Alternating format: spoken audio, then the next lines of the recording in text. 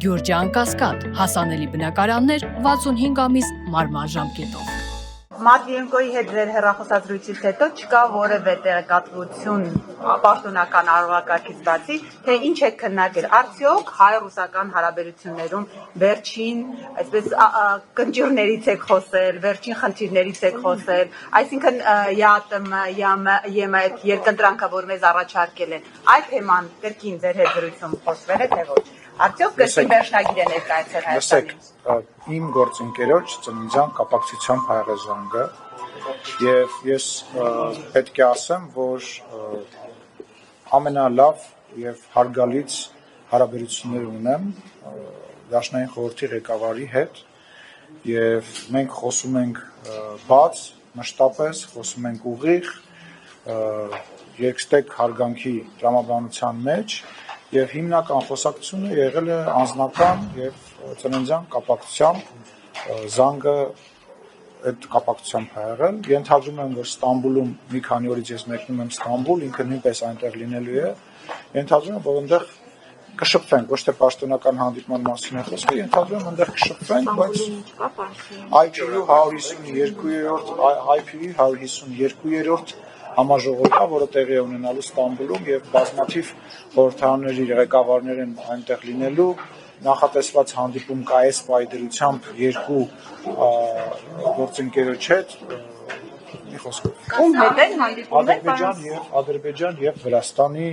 գործընկերների հետ հանդիպում նախատեսվում, այո։ Վերադառնալով էլի Ռուսաստանի հետ կապ։ Վերադարձեք Ռուսաստան, այո։ Պարոն Սիմոնյան, ինչ է Հայաստանի իշխանությունը որոշել այս փուլում, որովհետև մենք տեսնում ենք, որ արդեն մեր գործարարները խնդիրներ ունեն։ Մամուլում տեղեկատվություն կար, ջերմուկի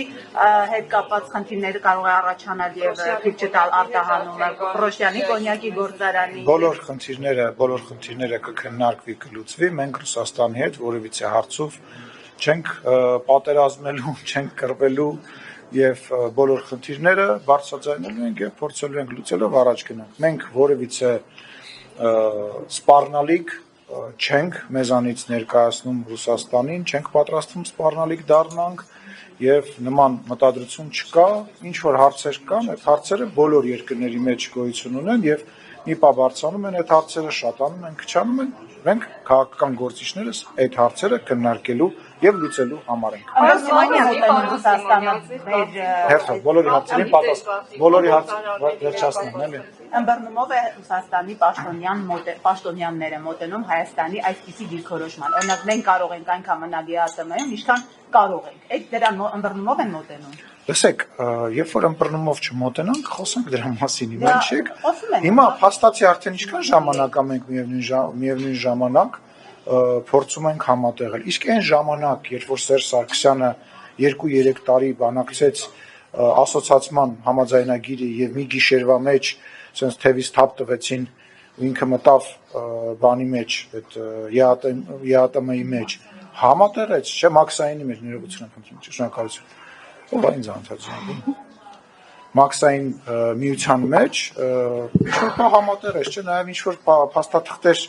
ստորագրվեց եւ ինչ-որ լուծումներ գտնվեց։ Նաեւ տենց նմանատիպ փորձ էլի շատ կա։ Իսկ մի գիշերում ձեզ եք փոխեն դառնանք։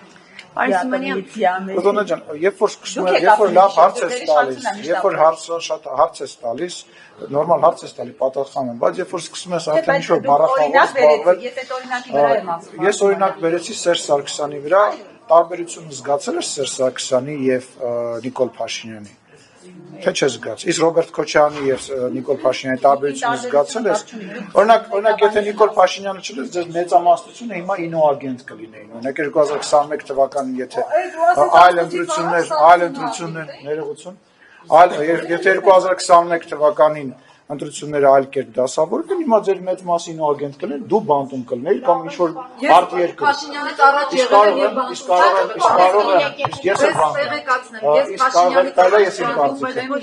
կարող եք ասում, արիստեր ասում, արիստեր կանգնի, շարունակեք իրան հարցեր տալ։ Պարոն Սիմոնյան, ինոագենտ եք ասում լրագրողներին, ի՞նչ է այդ նշանակը։ Փաշինյանից առաջ կյանք եղել է։